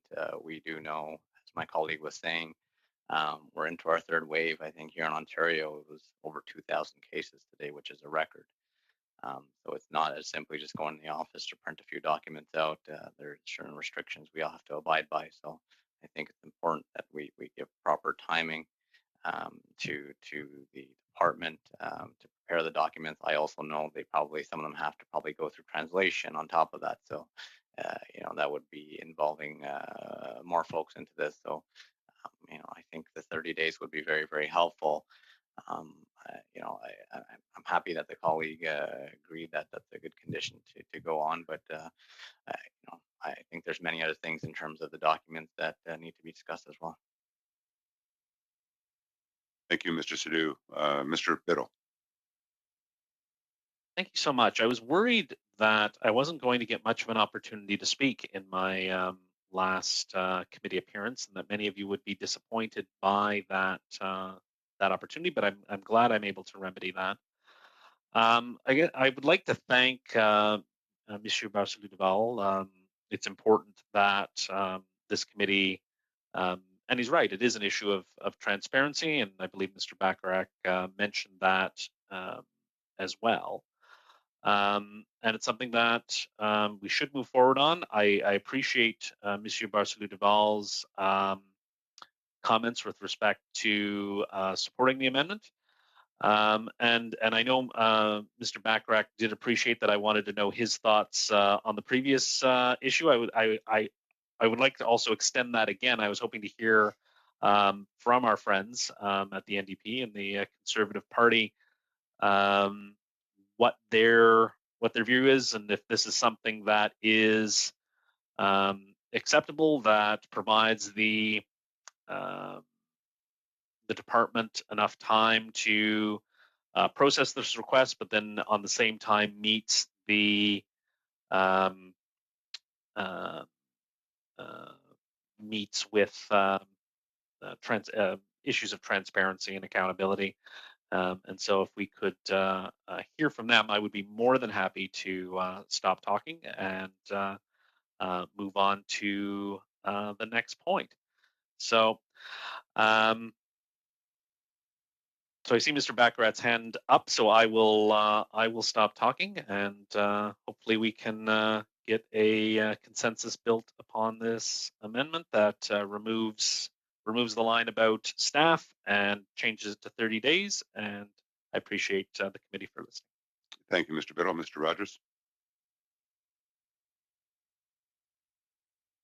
Mr. Chair, yeah, again, just as Mr. Biddle said a minute ago, you know, if we could amend, follow the amendment and remove the staff and go to at least 30 days, because I still think, depending on the production of documents, that is not an extensive amount of time, then I think probably there might be something that I could support. Certainly couldn't support the original motion, and I'm just wondering if, just wanted to be clear that the amendment is to remove staff and to go to at least 30 days. I just wanted some clarification that, Mr. Chair.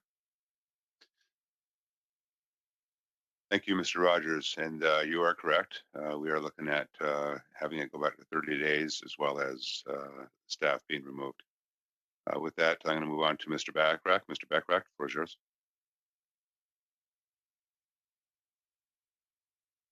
Thank you, Mr. Chair. I have no trouble with this amendment, and especially since the mover seems to be okay with it.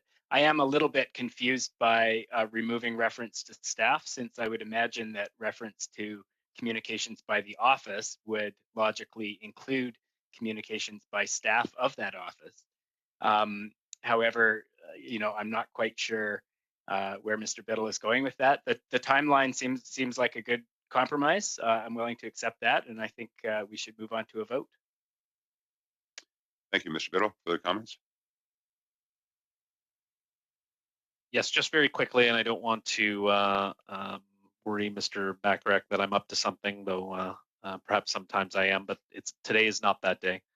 And it just appeared to be an awkward construction, and if we're including the Minister of Transport office, that includes his staff. I just don't want correspondence between staff and the minister to be included, and we've agreed that that isn't. So again, perhaps hear from Ms. Kuzi, and I'll shut off my mic. Thank you, Mr. Biddle. Ms. Kuzi.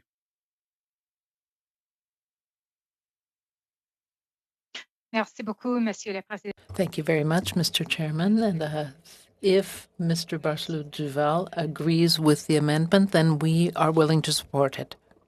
Thank you, Ms. Kuzi. With no further questions or comments, I'm now going to move on to the vote for the amendment. Mr. Clerk.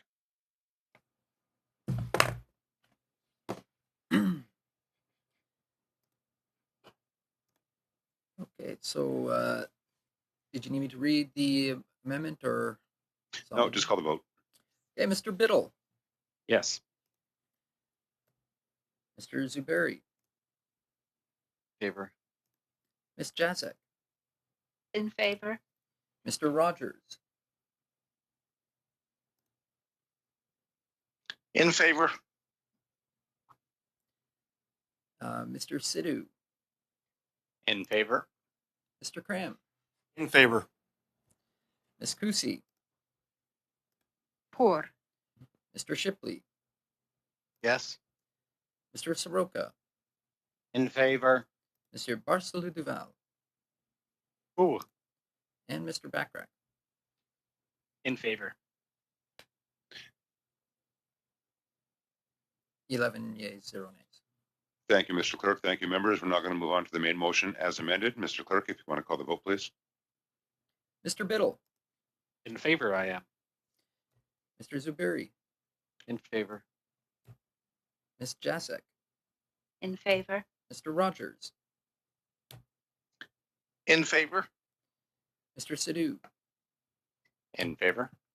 Mr. Cram. In favor. Ms. Kusi. Pour. Mr. Shipley, In favor?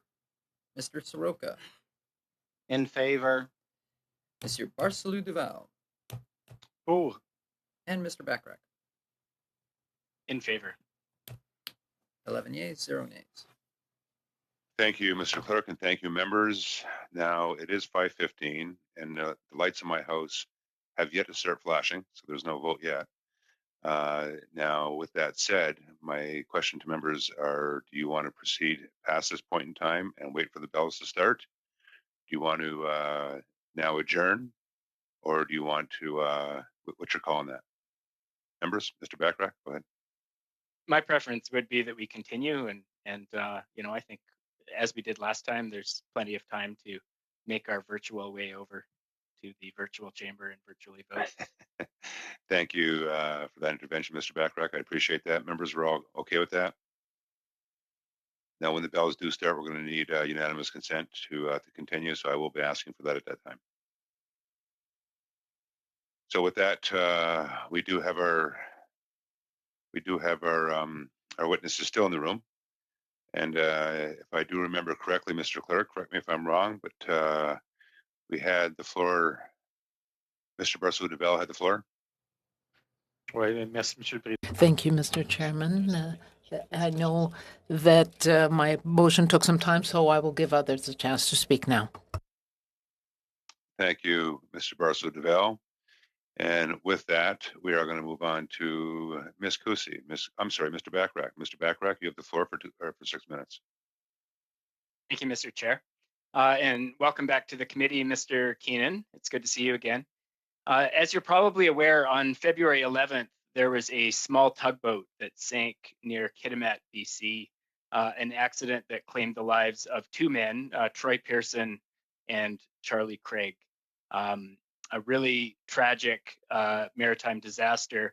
And there are a lot of questions being asked. I appreciate that there is a Transportation Safety Board investigation ongoing. Now, the family of one of the men has launched a petition to have the boat raised. That petition has received over 11,000 signatures to date. Could you speak to whether Transport Canada is pushing to have the boat raised, or whether that's something you're willing to consider? What role Transport Canada plays in that question, and what some of the other considerations are in terms of ensuring a fulsome investigation and getting the families of these 2 men the answers that they need for closure. Thank you, Mr. Bachrach. And before I go to Mr. Keenan, I now see the bells are in motion and ringing. So with that, I will need unanimous consent by the committee to continue. Do I have that unanimous consent? Everybody's good? Okay. But if I can propose, rather than being a complete jerk and denying unanimous consent, can I propose unanimous consent that we go down another however much time is left to allow Mr. Bachrach to finish his question. So to bring the clock down another 5 minutes or whatever the time limit is left, rather than just ending it fully. Okay. Everybody's okay with that?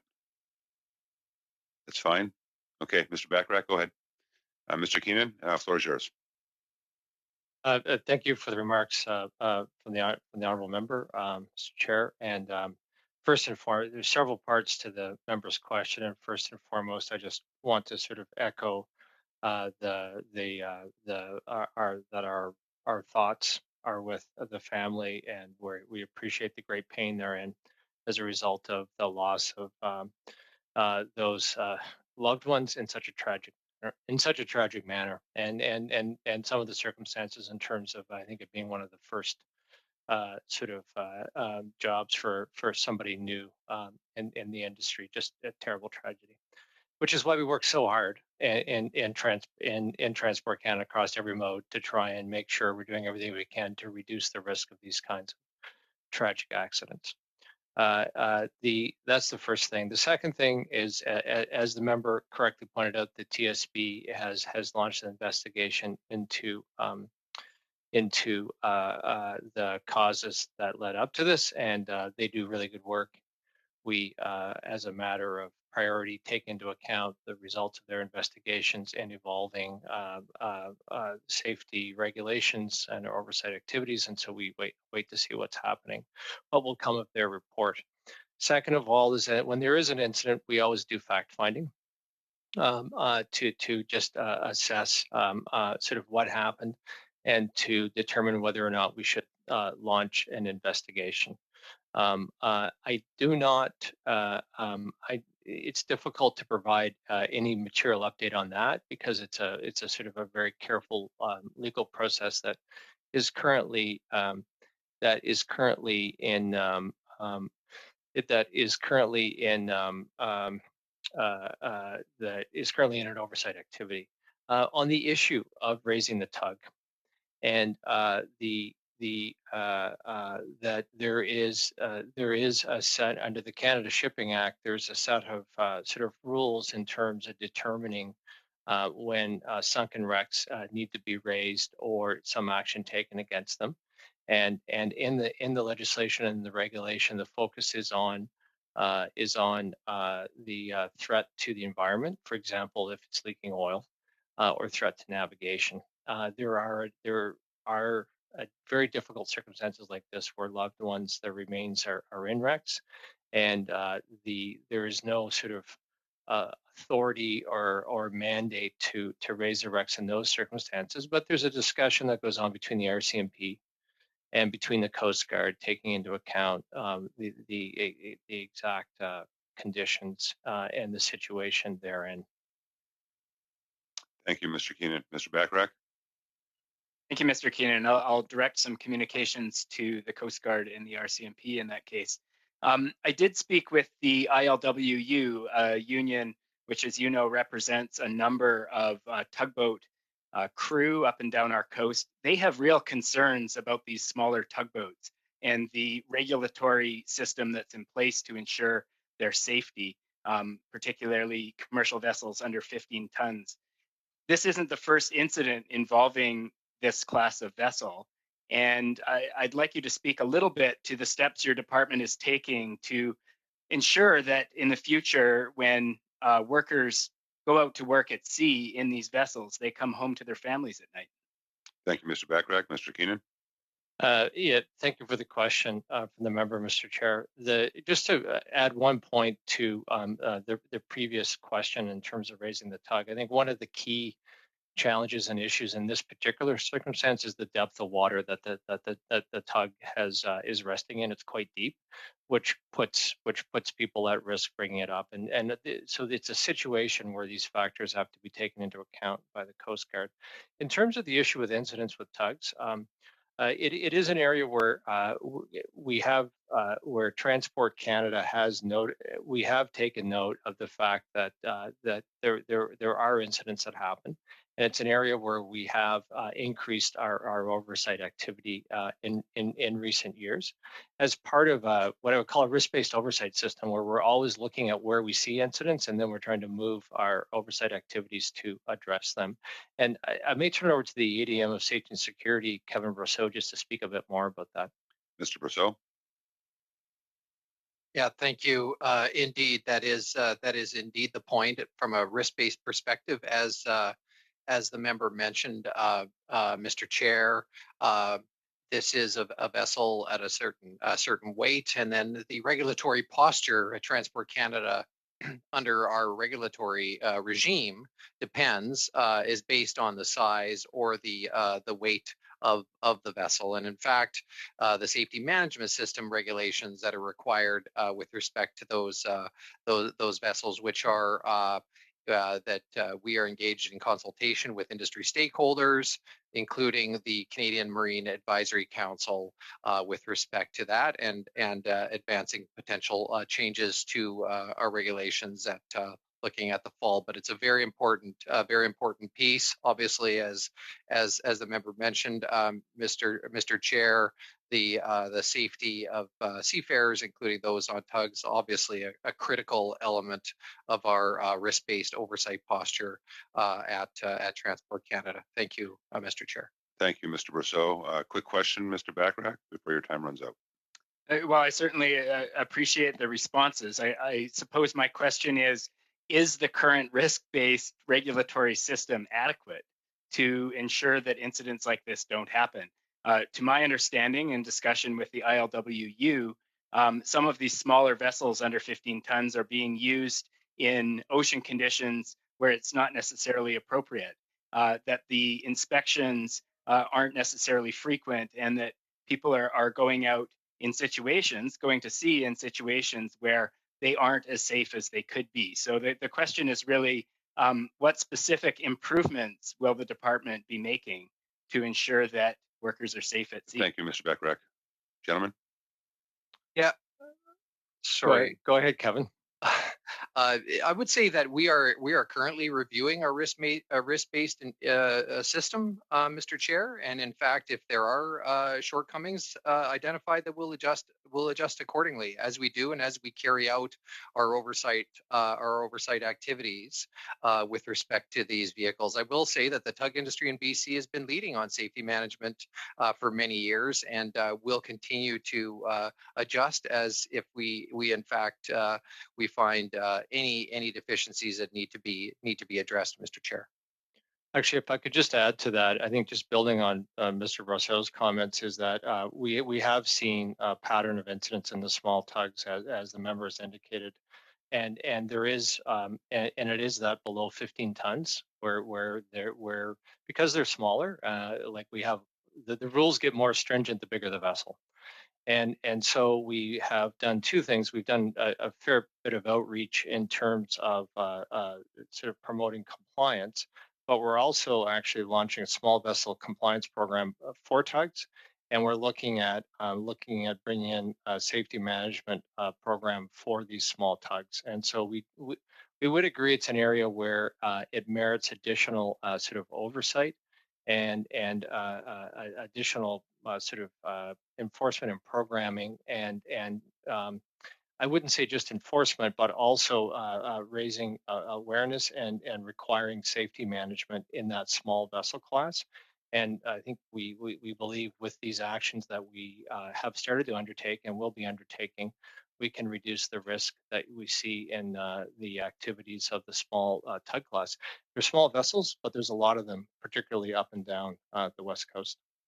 Thank you, Mr. Keenan. Thank you, Mr. Brosseau, and the entire transport team. We truly appreciate your participation in today's meeting. Actually, it was a great meeting. A lot of information out, a lot of questions asked, a lot of answers. So to everybody, including our members on the committee, great job today. It's very productive. And before I adjourn, I'd be remiss if I didn't take the opportunity to also extend both congratulations, but as well as appreciation to two members of our committee that'll be leaving us. Mr. Biddle is now taking on a new role. Chris, thank you for your participation in our meetings, and we're truly going to miss you. And our loss is going to be someone else's gain. So thank you for your time here. And Mr. Sadhu has taken on a new role, a new PS role, and to you, congratulations. And we're not too sure when you're going to be departing, but I understand it probably is going to be within the next 3 weeks. So we, again, congratulate you and thank you for your participation with our committee, and you as well will be truly missed. And again, someone else's gain is going to be our loss. We are going to be expecting 2 new members on the committee. So we'll be welcoming them back or here, I'm assuming within 3 weeks at our next meeting.